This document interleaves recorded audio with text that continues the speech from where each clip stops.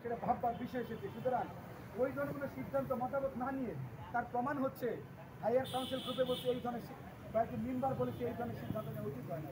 তার মানে higher council মেম্বাররা জানেই না আমাকে যে অব্যাহতি দিচ্ছে ঘরে বসে এই সিদ্ধান্তের তীব্র নিন্দা প্রতিবাদ জানাচ্ছি এবং সংগঠন চলবে। গণ অধিকার পরিষদ কারো কারো বাবার পৈতৃক সম্পত্তি নয়। দীর্ঘদিন আন্দোলন সংগ্রাম করে এই সারা দেশের তৃণমূলের সহযোদ্ধা। আমি শুধু এই ঢাকায় থেকে আমি নির্যাতিত হইনি, তৃণমূলের নেতৃবৃন্দ থেকে ধরে প্রত্যেক জায়গায় সে টেকনাফ থেকে তেঁতুলিয়া, উচ্চ থেকে পাথুরিয়া, সমগ্র জায়গায় নেতৃবৃন্দরা নির্যাতিত হয়েছে, নিপীড়িত হয়েছে। তাদের অর্জনকে স্বীকার না করে ঢাকা বসে বসে আমরা প্রার্থিতা ঘোষণা করব, সেই ধরনের কর্মকাণ্ড যদি করে তাহলে গণ অধিকার পরিষদ জনগণের ভাষ্য হয়ে কাজ করতে পারবে না, জনগণের মুখপাত্র হয়ে কাজ করতে পারবে না। আপনারা জানেন দীর্ঘদিন আমি কাজ করেছি, আমি ডকুমেন্ট আপনাদেরকে দেখাচ্ছি। এই যে রাশেদ খানের সাথে ভাসানটেক থানায় গ্রেপ্তার আটককৃত আমি, এটা যে 1 জুলাই ঢাকা বিশ্ববিদ্যালয় দিবস, এক নির্মম নিপীড়ন, নির্মম নির্যাতনের মাধ্যমে আওয়ামী ফ্যাসিবাদের বিরুদ্ধে কথা বলার কারণে কোটা সংস্কার আন্দোলনের নেতৃত্ব দেওয়ার কারণে গ্রেপ্তার হই।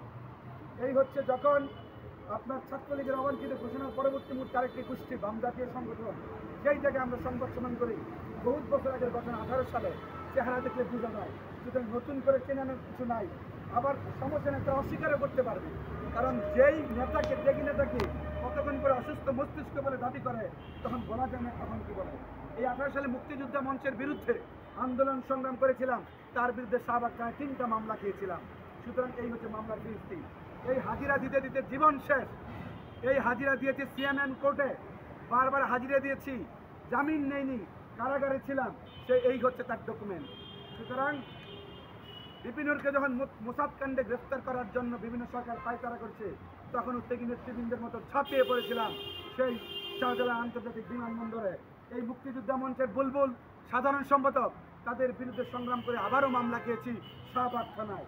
এই হচ্ছে রাশেদ খান ডাকসু হামলায় যখন নির্মম নির্যাতন নিপীড়ন করে এবং মৎস্য ভবনে আমাদের আন্দোলন সংগ্রামে পুলিশের অকথ্য নির্যাতন নিপীড়নের শিকার হয়েছি, সেই শিকারের ডকুমেন্ট আপনাদের কাছে তুলে ধরলাম। এই হচ্ছে যখন আমাদের পরবর্তীতে যখন কোটা সংস্কার আন্দোলন মাননীয় প্রধান সাবেক এই ফ্যাসিবাদী সরকারের যে প্রধানমন্ত্রী হাসিনা যখন বলেছিল কোটাই থাকবে না, 11ই এপ্রিল পরবর্তীতে আবার ঘোষণা করে না, সেইটা এই মন্ত্রিপরিষদ সচিব শফিউল আলমরা বিবেচনা করবেন। সেই সময় থেকে আমরা আবার আন্দোলন সংগ্রাম করি। পরবর্তীতে সফলতা আসার সময় ঢাকা বিশ্ববিদ্যালয় সহ এই নীলক্ষেত নিউ মার্কেটের সবচেয়ে বড় একটি মিছিল, আমরা সেই বিজয় মিছিলে অংশগ্রহণ করা আমাদের ডকুমেন্ট। এই হচ্ছে সবচেয়ে যুগান্তকারী। আপনারা জানেন কোটা সংস্কার আন্দোলনে হাসান আল মামুন আহ্বায়ক ছিলেন প্রতিষ্ঠাকালীন, সেই সময় সদস্য হতে চাইনি, জীবনের ঝুঁকি নিয়ে আমরা আন্দোলন সংগ্রাম করেছি। এই হচ্ছে আমাদের সেই ডকুমেন্ট।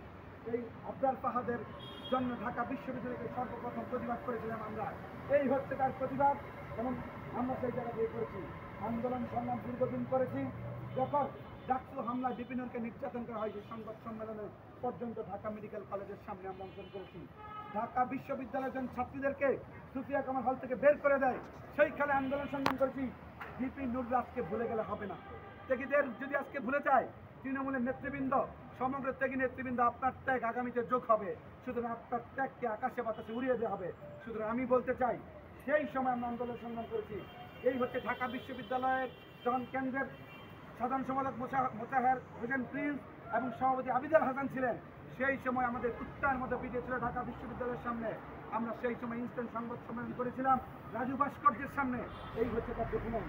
এই হচ্ছে আমাদের সেই বন্দি যে নেতৃবৃন্দরা 18 সালে কোটা সংস্কার আন্দোলন কেন্দ্রীয় নেতৃত্ব দিয়েছিলাম, ডাকসু ভবনের সামনে আমরা অবস্থান করেছিলাম। সুতরাং প্রত্যেকটা ডকুমেন্ট আমি আপনাদের বিরুদ্ধে আপনাদের সামনে তুলে ধরেছি। এই হচ্ছে আমাদের রাশেদ খান, যিনি বলেছিলেন আমি পাগল হয়ে গেছি, মেন্টাল হয়েছি।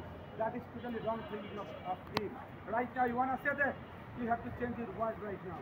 আপনার শব্দকে আপনার পরিবর্তন করতে হবে। যে হাসান আল মামুনের বাসায় গেছি, সেই জায়গায় নির্যাতন নিপীড়ন করেছিল আওয়ামী লীগ ছাত্রলীগ দুঃশাসনের সেই নেতৃবৃন্দরা, সেই জায়গায় আমরা প্রতিবাদ গড়ে তুলেছিলাম।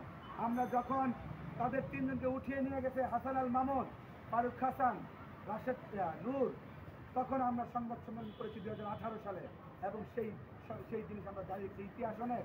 আমরা বলতে চাই গতকালকে যে ঘটনা ঘটেছে এইটা গণ অধিকার পরিষদের তৃণমূল সহ সংগঠনের জন্য শিক্ষা।